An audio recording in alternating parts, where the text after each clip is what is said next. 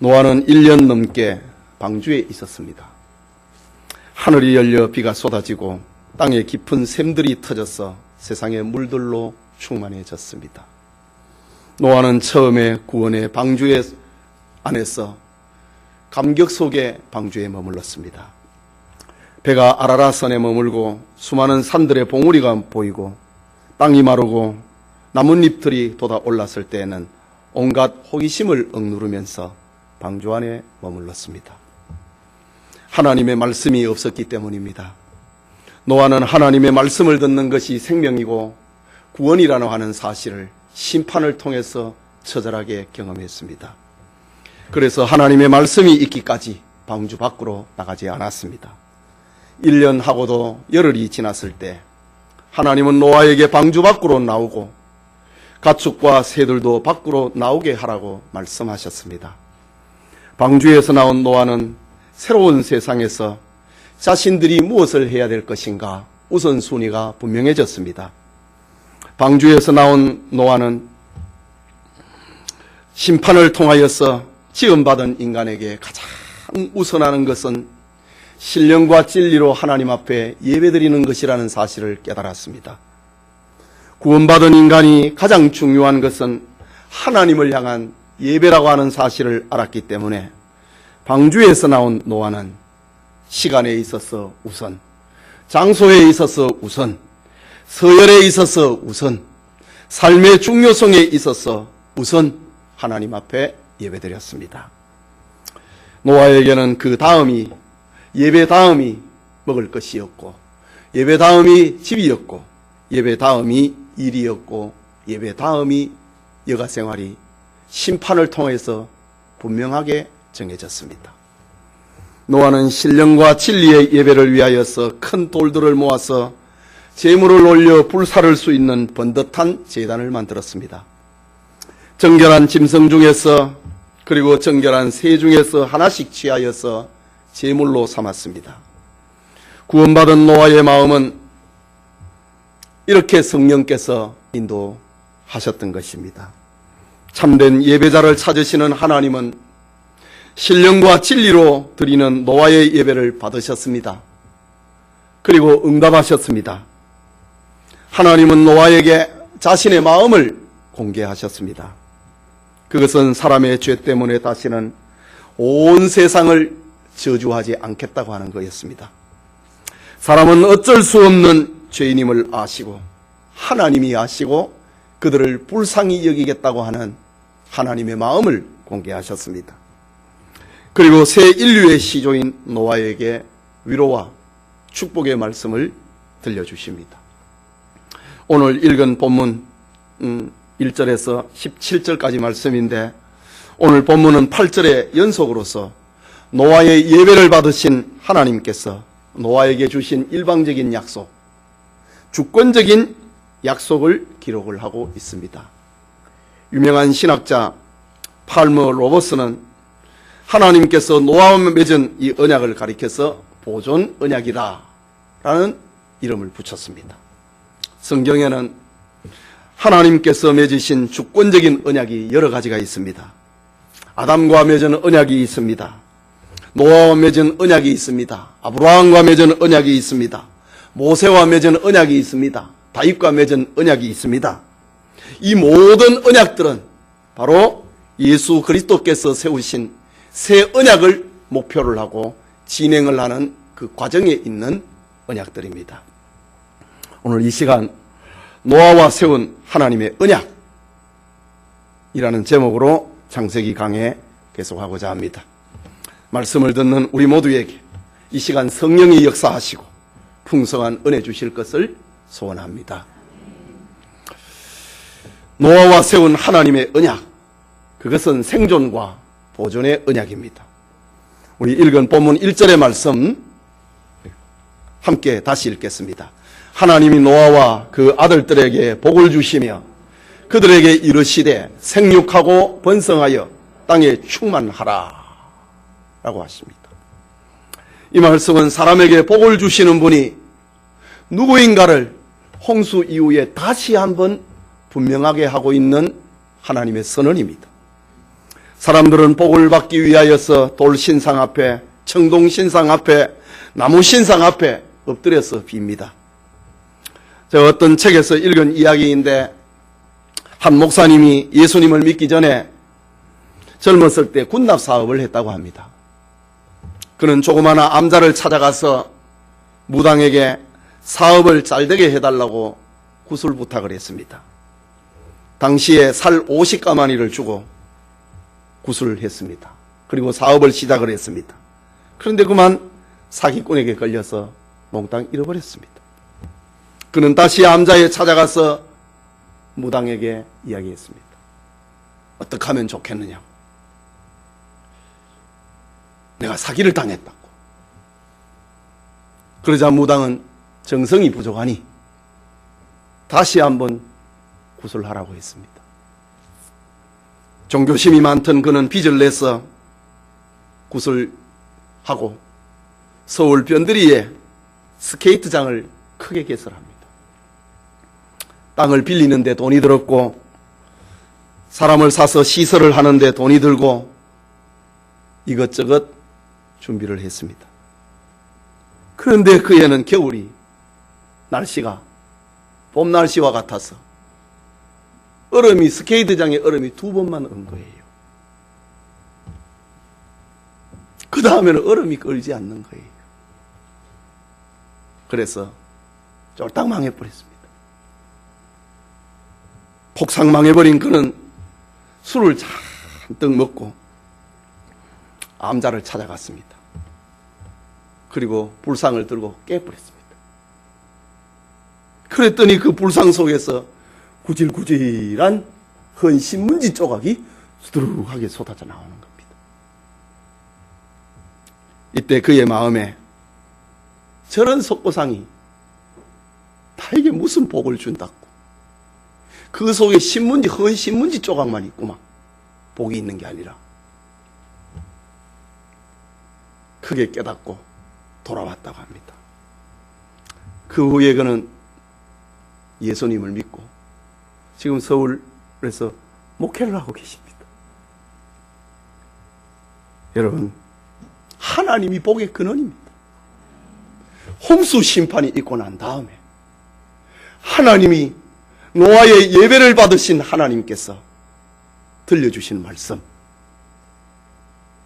하나님이 노아와 그 아들들에게 복을 주시며 그들에게 이르시되 생육하고 번성하여 땅에 충만하라.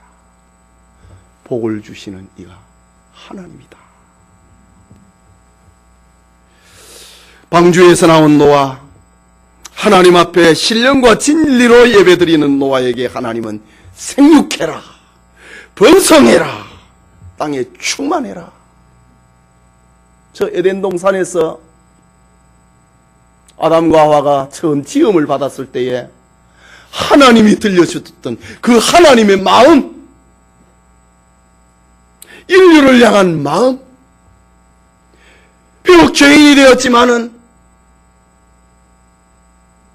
하나님 앞에 구원의 길을 얻고 제사를 드리고 예배가 중심이 되어 있는 삶을 살아가고 있는 노아에게 들려주셨던 하나님의 본마음, 그것은 에덴 동산에서 아담과 하와에게 주셨던 마음과 같은 거였습니다. 생육하라, 번성하라, 땅에 충만하라. 여러분, 구원받은 노아에게, 하나님 앞으로 갈 수 있는 그 길을 알고 있는 노아에게, 그 길을 가고 있는 노아에게 하나님이 주시는 이 축복의 말씀이 무엇인가? 하나님이 사람을 만드신 목적은 저주를 받고 가난하고 고통하고 불행하게 사는 것이 아니라는 말입니다. 하나님께서 사람을 처음 만드셨을 때는 하나님과 교제하고 하나님을 사랑하도록 하기 위함입니다. 그런데 죄가 들어오고 타락하자 죽음과 저주가 인간의 삶을 주장하게 되었습니다. 가난이 들어오고 병이 들어오게 됐습니다. 그런데 홍수 심판에서 구원받은 노아에게 하나님이 다시 말씀하십니다. 하나님 앞에 번제를 드리고 살 길을 얻은 노아에게, 하나님과의 관계가 회복이 되고 있는 노아에게 하나님이 들려주고 있는 말씀, 생육해라, 번성해라, 땅에 충만하라. 이것이 하나님의 마음이었습니다. 현대적인 표현으로 하면은 예수 그리스도를 믿어서 하나님의 자녀된 성도들에게는 회복이 있다는 말입니다. 너 치료가 있다는 말입니다. 생육하고 번성하라는 말입니다.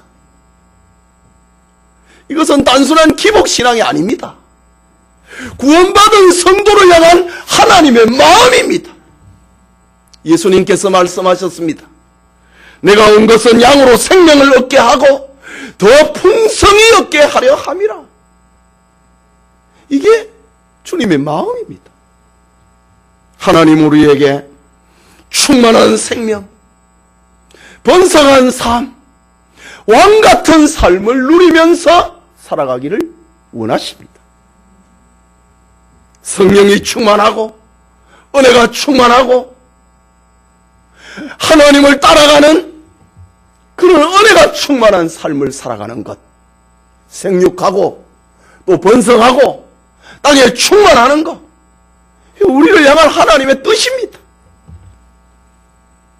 더 나아가서 이 말씀은 그리스도의 몸된 교회를 향하여서도 그대로 적용됩니다. 성도 개인과 가정에만 적용이 되는 것이 아니라 에베소서 2장 13절에 사도 바울이 교회론에 대해서 이야기를 하면서 이제는 전에 멀리 있던 너희가 그리스도 예수 안에서 그리스도의 피로 가까워졌느니라. 회복이 됐다는 것. 그러니 정말 교인들이, 교회가 생육해야 됩니다. 번성해야 됩니다. 충만해야 됩니다. 그래야 하나님의 나라를 확장할 수 있지 않겠습니까? 예수 믿는 사람들이 맨날 병아리만 하면 그게 전도가 되겠어요? 예수 믿는 사람이 맨날 구걸이나 하면 그게 전도가 되겠어요? 복음 전도를 위하여서 생육해라, 번성해라, 땅에 충만해라. 정말 이것이 구원받은 성도를 향한 하나님의 뜻이라는 겁니다. 구원받은 노아에게, 큰 심판을 겪고 살아남은 노아에게 하나님이 처음 들려주셨던 그 처음 마음, 노아야, 셈과 함과 야베다, 너희들은 번성해야 된다. 너희들은 생육해야 된다. 너희들은 땅에 충만해야 된다. 이게 하나님 마음입니다. 구원받은 성도들을 향한 주님의 마음입니다. 이런 은혜가 생육하고 번성하고 땅에 충만하는 하나님의 축복이 구원받은 우리 성도들에게도 함께 하기를 소원합니다. 둘째는 권능의 언약입니다. 홍수 이후에 하나님이 노아에게 주신, 노아와 맺으신 언약, 하나님의 언약은 일방적인 언약입니다. 주권적인 언약입니다. 너는 이렇게 되라고. 권능의 언약입니다. 2절 말씀인데 같이 읽읍시다. 시작. 땅의 모든 짐승과 공중의 모든 새와 땅에 기는 모든 것과 바다의 모든 물고기가 너희를 두려워하며 너희를 무서워하리니 이것들은 너희 손에 붙였습니다. 지금 하나님께서 노아와 그의 자손들을 세상에서 우뚝 세우고 있는 장면을 봅니다. 내가 이 모든 건 너희에게 줬다 이거지요. 저 에덴 동산에만 해당되는 게 아니고 죄가 들어왔는데 죄 문제를 해결한 사람, 하나님 앞에 은혜를 받은 사람, 너희가 정말 권세를 입고 권능을 행사하면서 살아야 된다는 말입니다. 하나님은 노아와 그의 자손들에게 이 자연계와 동물계의 통치권을 주고 있습니다. 너희들은 왕같은 삶을 살라고 하는 것입니다. 인류가 타락하기 전에 아담과 하와는 영적인 권세로 생물을 다스렸습니다. 그러나 타락 후에는 동물에게 인간을 향한 본능적인 두려움이 느끼도록 했습니다. 그래서 동물들이 사람을 보면은 도망을 치도록 만들었습니다. 그런데 오늘 홍수 심판이 있고 난 다음에 하나님은 노아에게 그거 다스려라. 예? 너희들이 보고 도망을 치느냐? 쫓아가서 그걸 다스려라. 권세 있는 하나님의 언약입니다. 하나님은 노아와 인간들에게 동물들을 제압을 하고 그것을 지배하는 이런 권능의 축복을 약속하셨습니다. 노아에게 주신 하나님의 이 언약은 인류의 새로운 대표와 맺은 언약이라고 하는 점에서 세계적인 언약이고 오늘 우리와도 관계가 된 언약입니다. 이 언약은 영적으로 예수 그리스도의 복음으로 말미암아 이 세상을 향하여서 성도들이 왕적 권세를 행사할 것을 암시하고 있는 언약입니다. 구원받은 성도에게 하나님의 나라가 임하고 하나님의 자녀가 되는 권세가 주어졌다는 말입니다.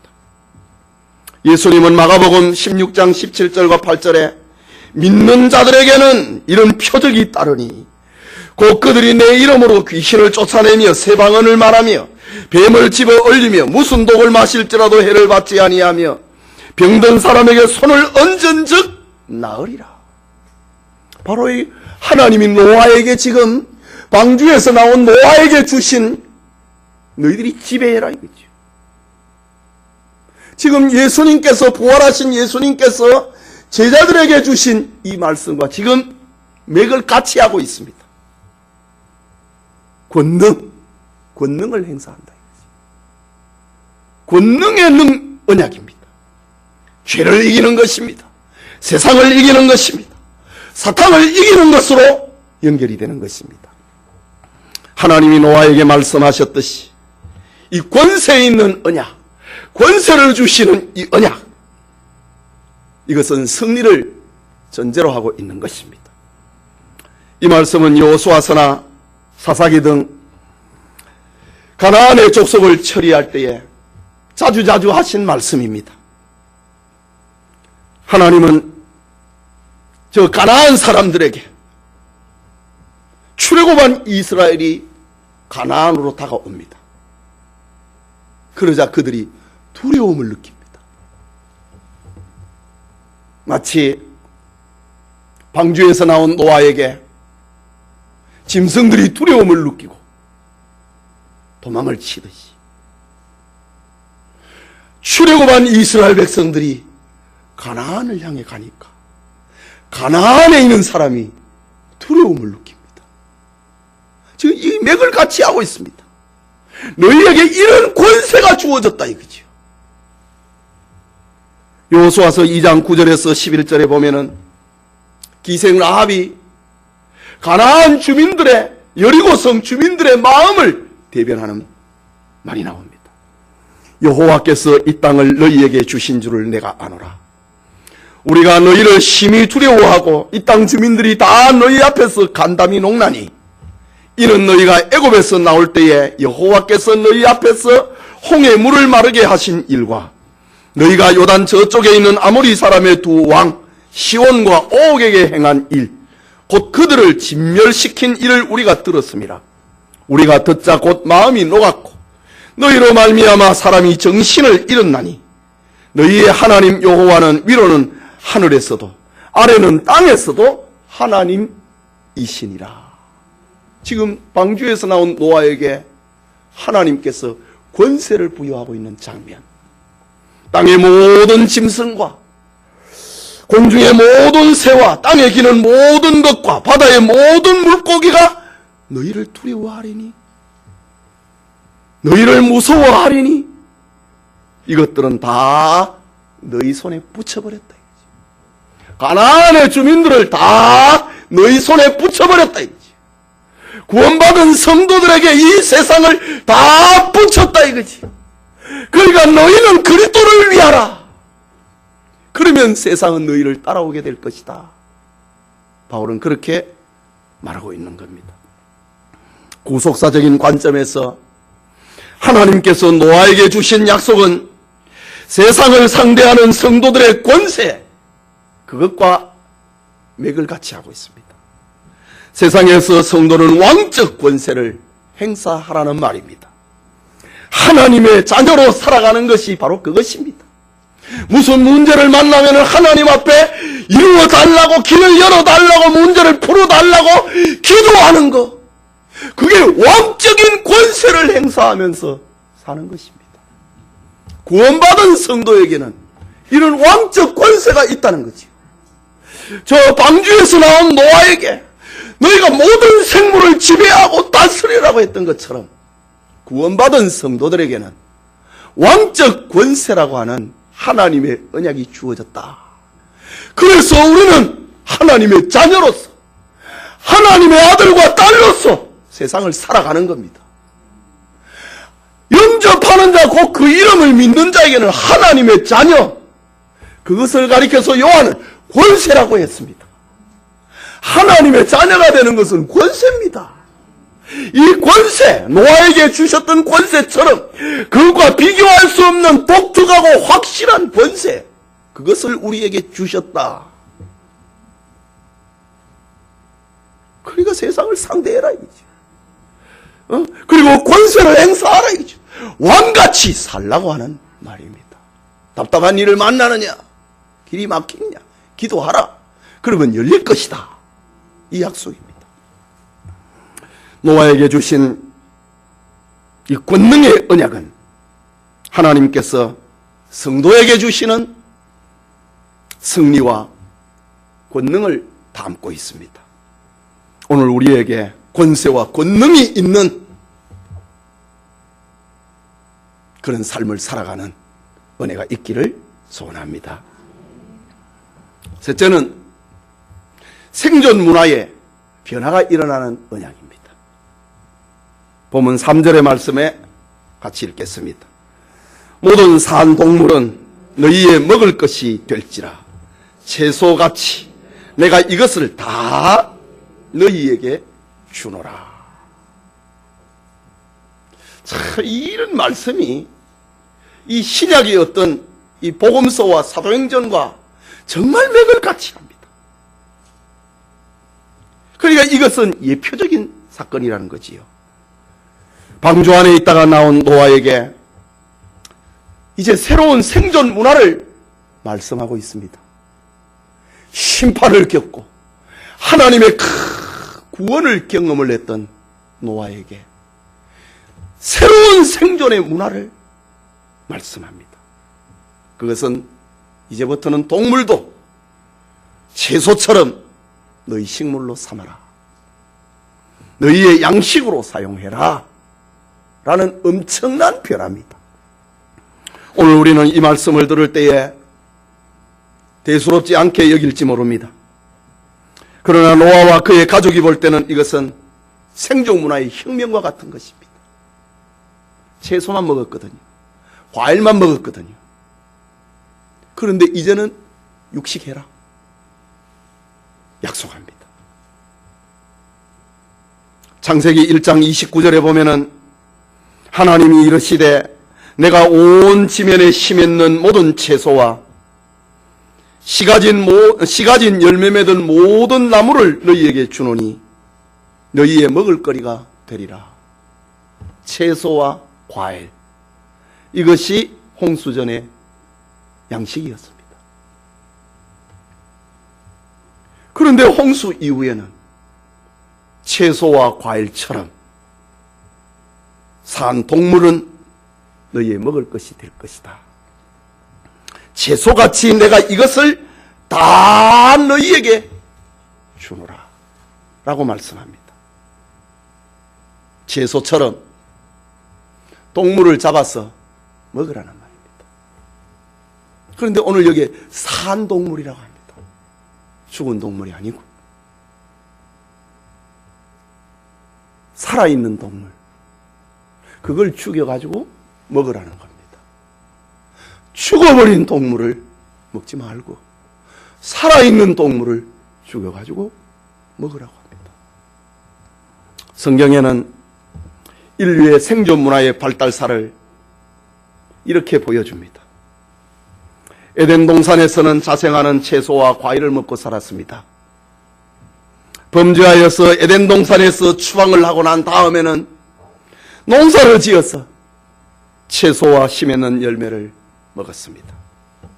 그리고 홍수 이후에는 동물들까지 너희들이 죽여서 그것을 먹으라고 했습니다. 말하자면 에덴 동산에서는 자생하는 채소와 과일만을 먹고 살았습니다. 에덴 동산에서 쫓겨나고 난 다음에는 땀을 흘려서 농사를 지으면서 곡식과 야채를 먹으며 건강을 유지했습니다. 자, 다시 봅니다. 에덴 동산에서는 자생하는 채소와 과일을 먹고 건강을 유지했습니다. 동산에서 추방이 되고 난 다음에는 네가 땀을 흘리면서 채소와 과일을 먹으며 너 생존 문화를 유지해라고 합니다. 그런데 홍수 이후에는 너 그것까지는 모자란다. 이제는 동물까지도 잡아서 너희 양식으로 사용을 해라. 이것은 한편으로 보면은 환경이 그만큼 열악해져 가고 있다는 사실입니다. 자생하는 것만 가지고도 건강을 유지할 수 있었는데, 즐거움을 누릴 수 있었는데, 홍수 이전에는 땀을 흘려가지고 건강을 유지하고 즐거움을 누리고, 이제는 그것까지 부족하니까 살아있는 동물을 잡았어. 그래야 너 건강 유지한다. 그런 표현이기도 합니다. 계속해서 6절을 보면은 4절과 5절을 보면은 육식을 허락하신 하나님께서 한 가지 당부를 합니다. 4절과 5절에 같이 읽읍시다. 그러나 고기를 그 생명되는 피채 먹지 말 것이라. 내가 반드시 너희의 피, 곧 너희의 생명의 피를 찾으리니 짐승이면 그 짐승에게서, 사람이나 사람의 형제이면 그에게서 그의 생명을 찾으리라. 동물을 잡아서 먹되 피는 먹지 말아라 라고 얘기합니다. 왜 피를 먹지 말라고 하느냐? 그건 생명이라고 하는 겁니다. 모세의 율법에는 이것을 아주 구체적으로 설명을 하고 있습니다. 우리 창세기 강해를 할 때에 초반부에 자주 언급을 했던 말씀인데, 이 창세기의 이야기를 듣고 있는 사람이나 저 레위기의 이야기를 듣고 있는 사람이나 같은 사람입니다. 출애굽한 사람들에게 창세기를 들려주고 출애굽기를 들려주고 레위기와 문수기와 신명기를 들려줍니다. 네. 우리는 지금 창세기를 읽는 사람은 창세기의 이야기를 듣는 사람은 아득한 옛날의 이야기고, 민수기와 출애굽기와 레위기와 신명기 이야기를 듣는 사람은 아주 후대의 사람들의 이야기 같지만은, 그러나 실질적으로 이 성경을 듣고 있는 사람들은 같은 사람들입니다. 그래서 모세오경, 창세기, 출애굽기, 레위기, 민수기, 신명기, 모세가 썼다고 안 합니까? 모세가 이 성경을 기록을 했으니 이 성경을 듣는 사람도 모세 시대의 사람입니다. 그러니까 지금 레위기에서 피채 먹지 말아야 되는 이유를, 오래전에 사건을 지금 이스라엘 백성들의 구원받은 이스라엘 백성들에게 들려주는데 그 이유에 대해서 홍수 이후의 사건을 한번 이야기를 하고, 그리고 지금 모세 시대의 사람들에게 들려주고 있습니다. 레위기 17장 14절에 보면은 모든 생물은 그 피가 생명과 일체라. 그러므로 내가 이스라엘 자손에게 이르기를 너희는 어떤 육체의 피든지 먹지 말라 하였나니, 모든 육체의 생명은 그것의 피인즉 그 피를 먹는 자는, 그 피를 먹는 모든 자는 끊어지리라. 하나님의 언약입니다. 이것은 이미 노아 시대에 하나님이 맺었던 그 언약입니다. 그것을 지금 1000년이 지나고 난 다음에 1000년하고도 또 세월이 지나고 난 모세 시대의 사람들에게 피를 먹지 말라. 계속해서 6절을 보면은 다른 사람의 피를 흘리면은 그 사람의 피도 흘릴 것이니 이는 하나님이 자기 형상대로 사람을 지으셨습니다. 그러니까 모세 시대에 율법이 주어지는데 이 율법이 주어지는 그 뿌리가 이미 노아 시대에 이미 다 갖춰졌다. 하나님이 주신 그 언약 속에서, 노아와 맺으신 그 언약 속에서 율법의 근간이 되는 것 이미 다 얘기하신 것입니다. 하나님은 피를 통하여서 생명의 존엄성을 깨우쳐주고 계십니다. 그뿐만 아니라 이것은 우리를 대속하신 그리스도의 죽으심을 예표하고 있는 것입니다. 생명은 피에 있기 때문에 피를 통하여서 또 다른 생명을 구원할 수 있다는 것이지요. 여러분, 병원에서 피가 부족하면은 같은 혈액을 주사로 넣어주듯이 육체의 생명은 피가 부족하면 죽습니다. 그래서 수혈을 받아야 됩니다. 영적인 의미로 예수 그리스도의 보혈로 피를 수혈시켜 주므로 우리가 그의 생명 안에서 거듭날 수 있다고 하는 그 사실을 암시하고 있는 겁니다. 레위기 17장 11절에 육체의 생명은 피에 있습니다. 내가 이 피를 너희에게 주어 제단에 뿌려 너희의 생명을 위하여 속죄하게 하였나니 생명이 피에 있으므로 피가 죄를 속하느니라. 지금 노아 시대에 맺으셨던 그 언약, 그것을 모세 시대에는 그것을 정확하게 해석을 하고 있는 그런 장면입니다. 히브리서 9장 22절에는 율법을 따라 거의 모든 물건이 피로서 정결하게 되나니 피 흘림이 없은즉 죄사함이 없느니라 라고 합니다. 그렇다면 오늘 본문의 노아에게 주시는 하나님의 언약은 바로 예수 그리스도 안에서 성도들에게 영원히 적용될 생명의 언약을 지금 담고 있는 것입니다. 품고 있는 것입니다. 하나님은 다시 7절에 말씀합니다. 같이 읽읍시다. 너희는 생육하고 번성하여 땅에 가득하여 그 중에서 번성하라 하셨더라. 1절에 언약을 시작하면서 말씀하셨던 그 하나님의 축복이 7절에 다시 이야기를 합니다. 너희가 1절에서 6절까지 이 말씀을 너희가 믿고 그대로 행하면은 너희들은 생육하고 번성하고 땅에 충만하게 될 것이다. 그 말씀입니다. 사도 베드로는 이 본문의 이 말씀을 인용을 합니다.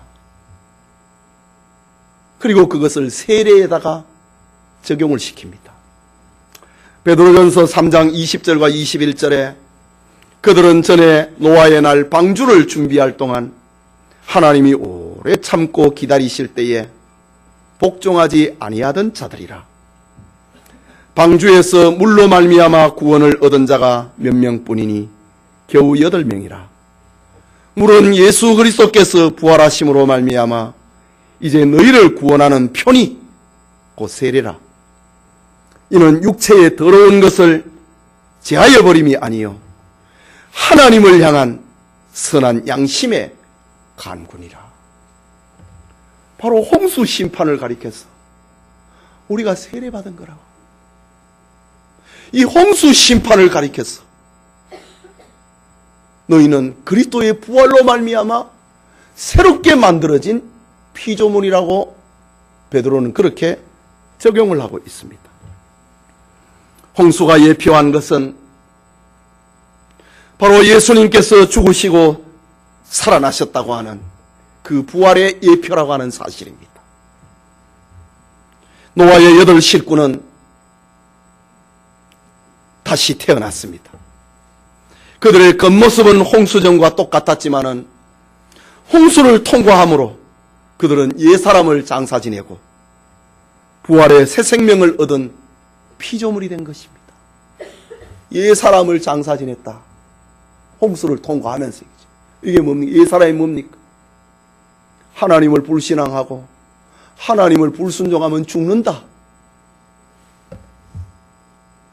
그 옛사람입니다. 그걸 거역을 내가 죽은 겁니다. 그 옛사람입니다. 그러면 새 사람이 뭐냐?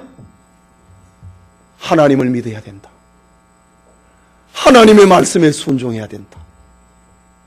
권세를 행사하되 피는 먹지 말아야 된다. 피는 생명이다. 이거를 믿음으로 받아들이는 겁니다. 그게 새 사람입니다. 우리가 예수님을 믿습니다. 예수님이 우리를 위하여서 십자가에 죽으신 사건을 믿는 겁니다. 그게 믿음, 그게 새 사람입니다. 그게 거듭나는 것입니다. 우리의 얼굴이 예수님을 믿고 난 다음에 우리의 체형이 변하는 건 아닙니다.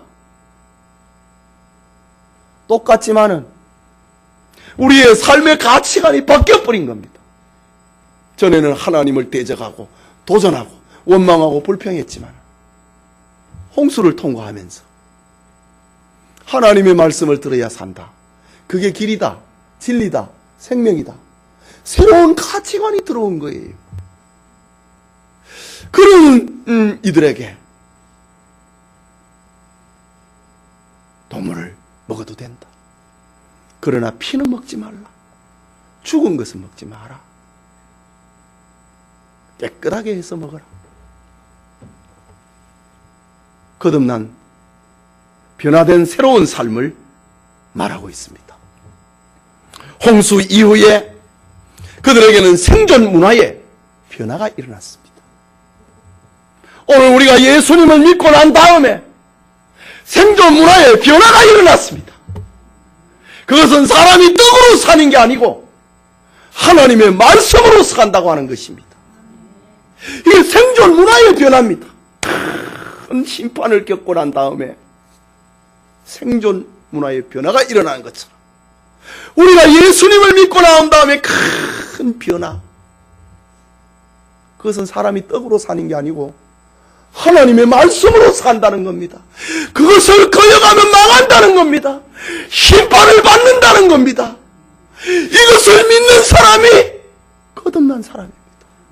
이것을 믿는 사람이 심판을 통과한 사람입니다.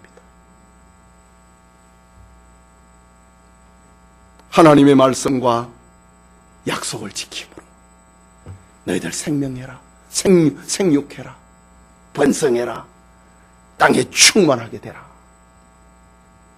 이런 축복을 노아에게 약속하십니다. 우리에게도 이런 은혜가 있기를 소원합니다. 마지막으로 무지개로 하나님의 언약을 보증합니다. 보증. 8절에서 17절까지 계속되는 말씀입니다. 창조과학자들은 홍수 전에는 구름층보다 더 높은 궁창에 윗물이 있었다고 이야기를 합니다. 그래서 자외선과 온갖 해로운 광선을 차단했다고 합니다. 또한 물층은 완벽한 온실 효과를 가져오게 해서 온 지구는 같은 환경을 제공받으면서 에덴 동산처럼 비옥하고 사람들의 수명은 수백 살이 되도록 장수했습니다. 그리고 궁창의 물로 인하여서 무지개가 발생하지 않았습니다.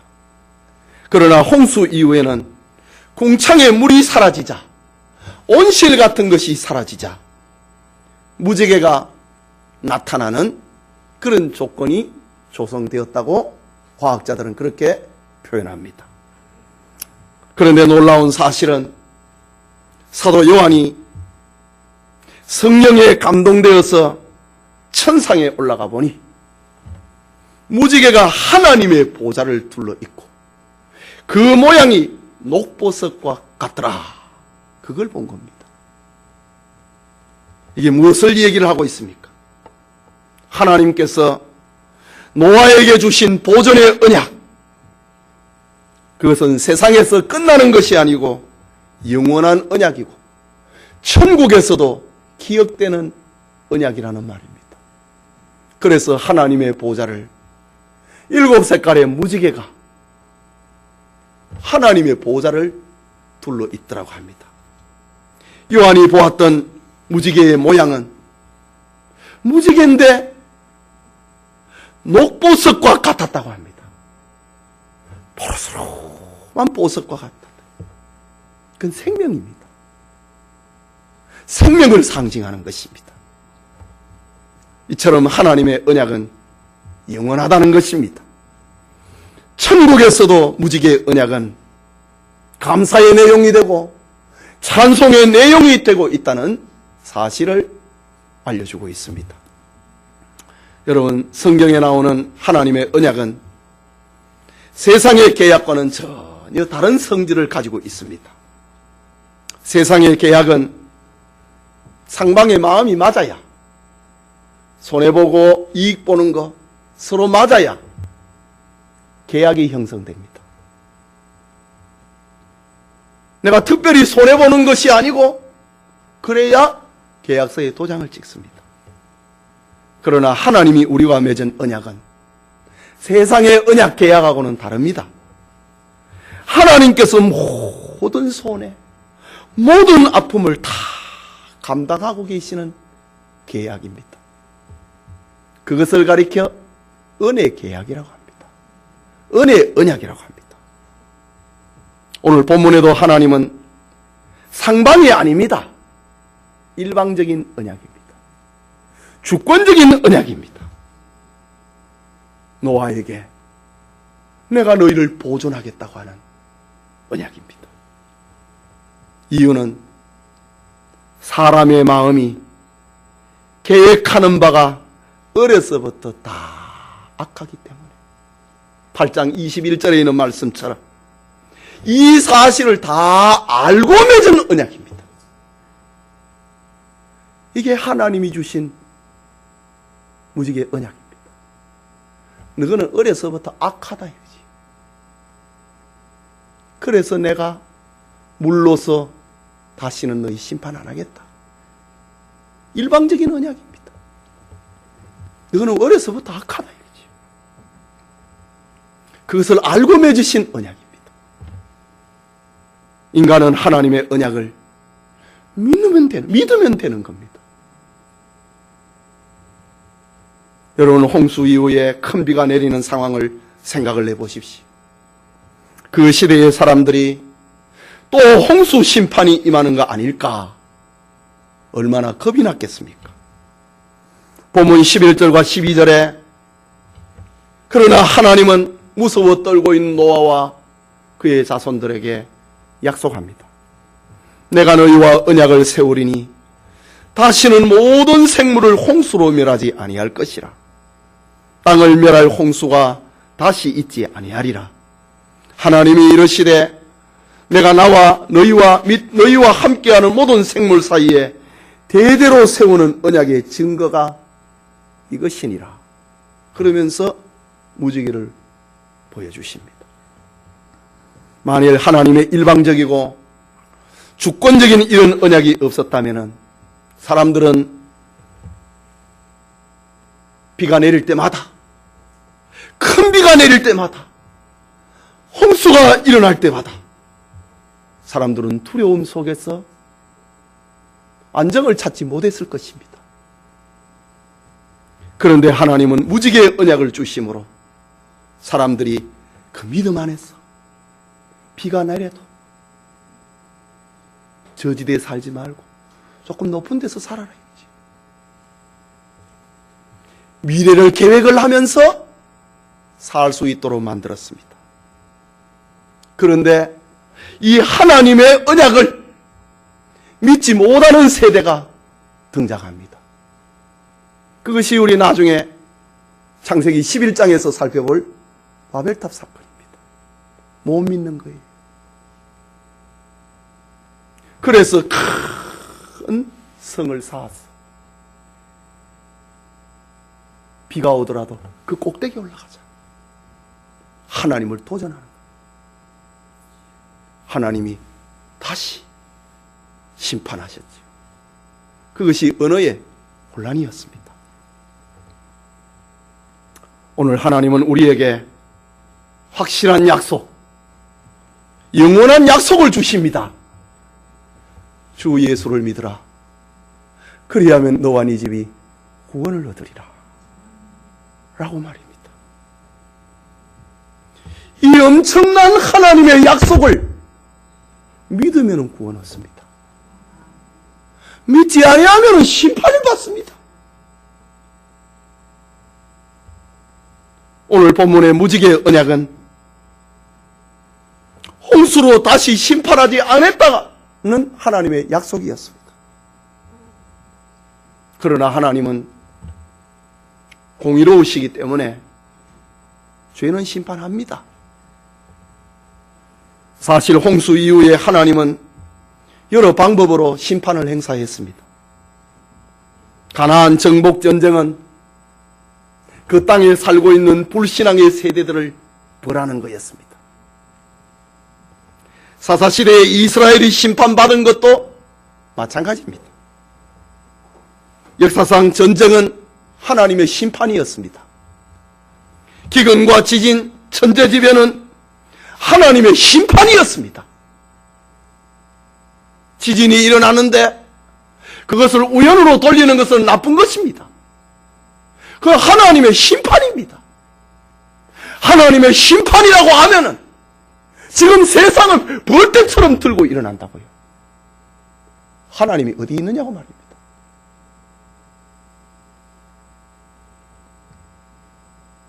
그거는 앞으로 더 큰 심판이 있다는 것을 알려주고 있는 전조입니다. 장사이철 심판은 베드로후서 3장 10절을 보면은 그러나 주의 날이 도적같이 오리니 그날에는 하늘이 큰 소리로 떠나가고 물질이 뜨거운 물에 풀어지고 땅과 그 중에 있는 모든 일들이 드러나리라 라고 했습니다. 장차 있을 심판은 해와 달과 별들이 불에 녹아버리는 겁니다. 땅과 그 가운데 있는 모든 것이 다 드러나고 불타버리는 심판입니다. 노아 홍수 때는 땅만 심판받았습니다. 그러나 예수님이 재림하시는 그날에는 하늘도 땅도 같이 심판받을 거예요. 다 태워버리겠다고 합니다. 그리고 다시 16절에 말씀합니다. 우리 같이 읽읍시다. 16절 무지개가 구름 사이에 있으리니 내가 보고 나 하나님과 모든 육체를 가진 땅의 모든 생물 사이에 영원한 언약을 기억하리라 라고 합니다. 여러분 지금 이게 무슨 말입니까? 구름 사이에 있는 언약을 내가 영원히 기억할 것이다. 그것을 보고 세상을 물로서는 다 덮지 않겠다고 합니다. 그러나 남은 거 있지요. 불로서 덮어버린다고 했습니다. 땅도 하늘도 덮어버리겠다고 합니다. 무지개를 보시고 이 죄인들을 물로서 심판하지 않겠다고 하는 것, 내가 영원히 기억하겠다. 이것을 보고도 알지 못하는 자 불에 망할 것이다. 그렇다면 이 무지개 언약은, 하나님은 이 무지개를 보면서 인류를 물로서 다 덮지 않겠다고 했습니다. 무지개를 딱 볼 때마다 하나님의 진노가 멈추어 버리는 겁니다. 그렇다면 이 무지개는 그리스도의 십자가를 상징하고 있습니다. 죄인된 사람이 하나님의 심판을 서둘러고 하다가 그리스도의 십자가를 보고 하나님의 진노를 멈추어 버리는 겁니다. 무지개를 보고 하나님의 진노를 멈추는 것처럼 그리스도의 십자가 사건을 보고 하나님은 자신의 진노를 멈추겠다고 하는 것을 보여주고 있는 예표입니다. 십자가에 흘리신 예수 그리스도의 대속의 피는 하나님의 진노를 막는 사인입니다. 무지개는 홍수 심판을 막는 사인이라고 하면 그리스도의 십자가는 마지막에 있는 이 불심판을 막는 사인이라고 하는 겁니다. 무지개를 보고 하나님이 진노를 쏟으려가다 참아버립니다. 그리스도의 십자가를 보고 불심판을 내리려고 하는 그리스도를 믿는 사람에게는 진노를 참아버리겠다고 하는 이 엄청난 약속입니다. 누구든지 피의 공로를 덧입기만 하면 하나님의 진노에서 자유를 누립니다. 너희가 죄를 고백하면 내가 너희를 용서하겠다고 하는 겁니다. 성도 여러분, 노아 시대의 사람들이 오늘 우리보다 더 악했기 때문에 심판받았다고 하는 그런 착각을 버려야 됩니다. 어쩌면 오늘 시대의 사람들은 그때보다 훨씬 타락하고 더 악해가고 있습니다. 이번 여름에 우리 단기 선교팀들이 캄보디아에 가는데 킬링 필드의 현장을 갈 겁니다. 사람이 얼마나 악할 수 있다고 하는 것을 보여주는 현장입니다. 다 죽여버립니다.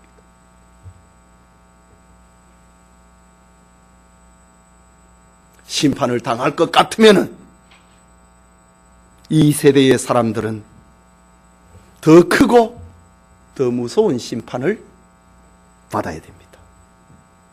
그런데 하나님께서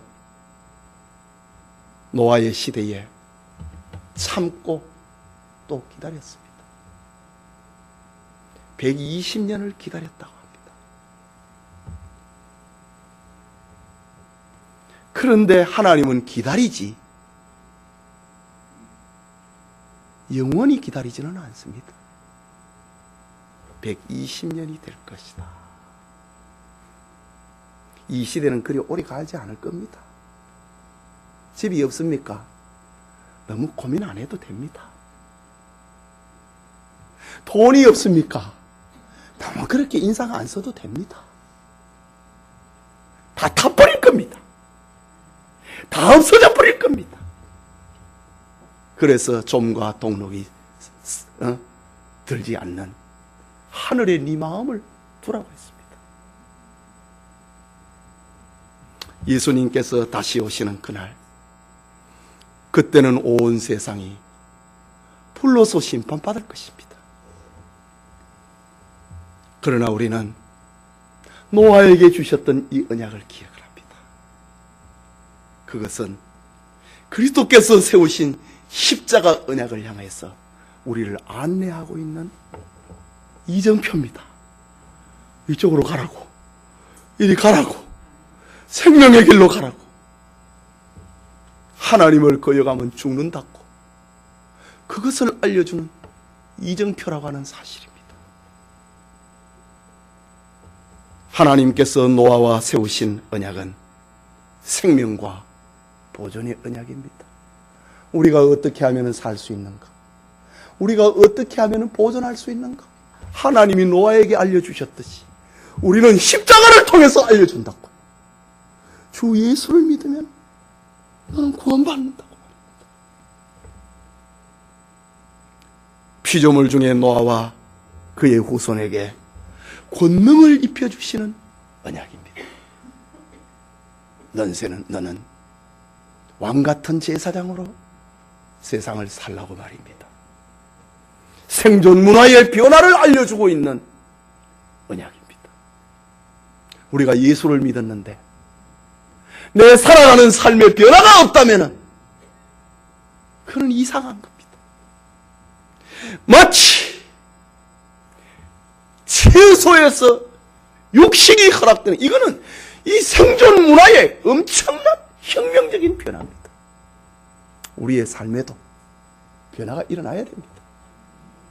떡으로 사는 것이 아니라 하나님의 말씀으로 사는 정말 혁명적인 변화가 일어나야 됩니다.